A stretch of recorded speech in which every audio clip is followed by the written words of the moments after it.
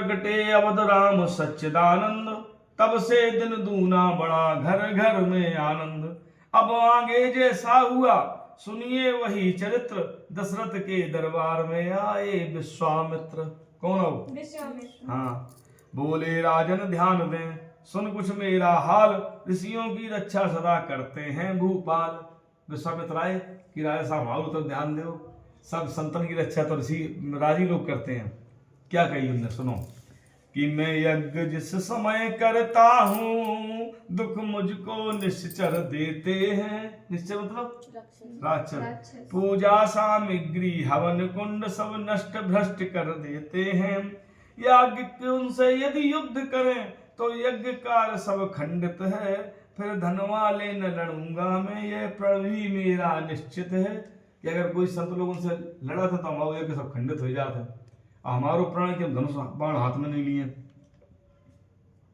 असुरों के अत्याचारों से अकुलाया हूँ, घबराया हूँ, रक्षा सहायता दो चीजें तुझसे लेने में आया हूँ। तुम अपने पुत्र राम लक्ष्मण दे सौंप मुझे कुछ दिवसों को, इसमें है तुझको पुण्य सुयश कल्याण हर्ष उन दोनों को। उन्हें कहा गई हमें राम लक्ष्मण को कुछ दिन के लिए दे दो। किनसे कही? सुनते ही दशरथ हुए व्याकुल और मलिन, हाथ जोड़ ऋषराज से बोले वाणी दीन। दशरथ एकदम जो है निराश हो गए। क्या बोले? दुखी हो गए कि हे मुनिवर दोनों बालक हैं, भोले भाले नादान निरे, रण विद्या नहीं जानते हैं, लड़ने में अभी अज्ञान निरे। लो राज ताज संपत सेना, ये सब देना दुश्वार नहीं, आज्ञा हो तो मैं चला चलूं, इसमें भी कुछ इनकार नहीं। उन्हें सब कुछ ले लो, राज संपत सेना ताजा, और हमें बता हम चले चले। हे स्वामी सभी समर्पण हैं, जितने साधन शासन के हैं, यह प्रभु विचार के वचन कहो, सुत चारों चौथे पन के हैं। बुढ़ापे में चार लड़का मिले कि वैसे तो चारों ही मेरी बूढ़ी आंखों के तारे हैं, लेकिन राम और लक्ष्मण दोनों प्राणों से ज्यादा प्यारे हैं। फिर राम सदा सुखधाम मेरा कब उसका विरह गवारा है, जब घर का वही चांदनी है, जीवन का वही सहारा है। कि रामचंद्र जी को नहीं छोड़ सकते ना। कि गाद सुवन के हो गए रक्त वर्ण कुछ नैन। गाद सुवन मतलब विश्वामित्र, गादी की जी के लड़का थे, तासे गाद सुवन मतलब अंश, तो उनके रक्त वर्ण हुए मतलब लाल आंखें होगी। जो इतनी बात सुनी कहे कड़क करने पथ से इस प्रकार अब बहन, टाल टूली अच्छी नहीं है इस अवसर नरनाथ, या तो साफ जवाब दें या कर मेरे साथ। या तो हमें जवाब दो ना तो हम मेरे साथ। हाँ। दशरथ तुझ जैसे ज्ञानी को इतनी बच्चों की ममता है, जा चुकी जवानी दीवाली फिर भी माया में भ्रमता है। उपकार संत का करने में इतना विलंब इतनी अड़चन, कुछ दिन को उनके देने में इतनी बातें इतनी उलझन। यदि आज विष्णु से कहता मैं चल देते छोड़ गरुड़ वाहन, शंकर से यदि विनती करता हिल जाता उनका भी आसन। मांगी जो तुझसे यह भिक्षा इसलिए तुझे संताप हुआ, दुख हुआ तुझे भी मुझको भी इस पुण्यकार में पाप हुआ। देखा जब वशिष्ठ ने इसको है संताप, नप को समझाने लगे राजा ने छोड़ प्रताप। वशिष्ठ जी ने देखो कि गुस्सा है विश्वामित्र, तो वशिष्ठ जी कैसे समझाने लगे राजा साहब को। हाँ कि यह योगी राज कहते हैं, तू इनसे कुछ संकोच न कर, यह बड़े विचारशील मुनि हैं, तू किसी बात की सोच न कर। यह तेरे युगल कुमारों को रण विद्या धर्म सिखाएंगे, फरजंद चंद वहां होकर आनंद सहित घरे आएंगे। किसने कही? वशिष्ठ जी ने। राजा जी से कही। राजा जी से कही वशिष्ठ। हाँ, जब विश्वामित्र जो है सही है, अच्छे हुए हैं संत, जो तुमने समरण विद्या सब सिखाए थे और वापस लाए हैं। दशरथ बोले अब मुझे नहीं सोच संताप, दोनों पुत्रों के हुए संरक्षक मुनि आप। दशरथ ने कहा कोई बात नहीं, चाल ले जाओ तो दोनों पुत्रों को। कितनी कह भरी सभा में ही तत्काल बुलाए राम लखन, चरणों में गादी तनय जी के सानंद गिराए राम लखन। किनके चरणों में? वो क्या नाम? गादी तनय मतलब विश्वामित्र के।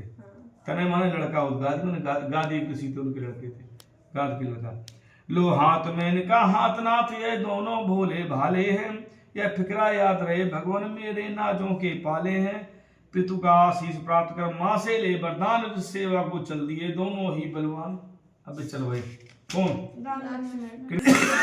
काल मुनिराज से बोले राजकुमार, और आप यज्ञ निर्वह करें हम हैं पहरेदार। नहीं चलो आप यज्ञ करो और हम पहरेदार हैं। कि आरंभ यज्ञ का होते ही असुरों का मंडल आ पहुंचा, सुबह अनुष्ठान में विघ्न रूप निष्ठुर निश्चर दल आ पहुंचा। रघुवंशी राजकुमारों ने आगे बढ़ ललकारा सबको, हाथों में लेकर धनुष बाण पल भर में संघारा सबको। धर्म स्थापन करेंगे ऐसा विश्वास न क्यों कर हो, जब दोनों विजयी सिंहों का ये अवसर पहला अवसर हो। क्षण में सुबाहुर नीचर को अर्पण कर दिया अग्निसर के, मारीच नीच को उड़ा दिया 100 योजन पार समुंदर के। एक सुबाहुर राक्षस હતો तो अग्निबाण मारो, अग्निसर मतलब अग्निबाण मारो, और मारीच को एक बिना फरको बाण मारो, वो 100 योजन 400 कोस दूर हो जाएगा समुद्र के पार। बनवय बन गया स्वर्ग कानन, कांटों से खाली चमन हुआ। हे राजकुमारों सुखी रहो, इसके मुख से यह वचन हुआ। सचमुच इस समय भाग्य ऊंचा, श्री लक्ष्मण श्री रघुवर का था। जब इनका सिर गुरु चरणों में उस सिर पर कर गुरुवर का था। अगले दिन मुन को मिला यह सुंदर संदेश, धनुष महोत्सव के लिए बुला रहे मिथिलेश। तो सब तो समाचार मिलो कि धनुष महोत्सव है जनकपुरी में, तो आओ मतलब उन्हें बुलाओगे ना, निमंत्रण करोगे। समाचार सुनकर लगे चलने जब मुन्नाथ, प्रेम विवश चलते समय लिया इन्हें भी साथ। किन्हें साथ लो? राम लक्ष्मण को। कि चलते चलते वह जगह मिली, छाया न जहां दिखलाती थी। जिस ओर नेत्र दौड़ाते थे, मरुभूमि दृष्ट में आती थी पड़ी एक पाषाण मूर्ति, चारों दिश जिसके कोहरा है। पाषाण मूर्ति मतलब पत्थर की शिला पड़ी थी। मुस्कुराकर पूछा रघुवर ने, गुरुवर ये अचरज कैसा है। रघुनंदन की बात सुन भैंसे विश्वामित्र सुना दिया उस शिला का आद्योपांत चरित्र।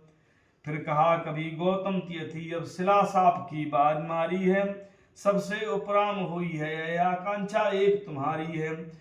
इस पाप प्रपीड़ित पत्नी को पदरज का चेतन चूरन दो, यह पतता है पावन पद दो, जीवन मृत को संजीवन दो।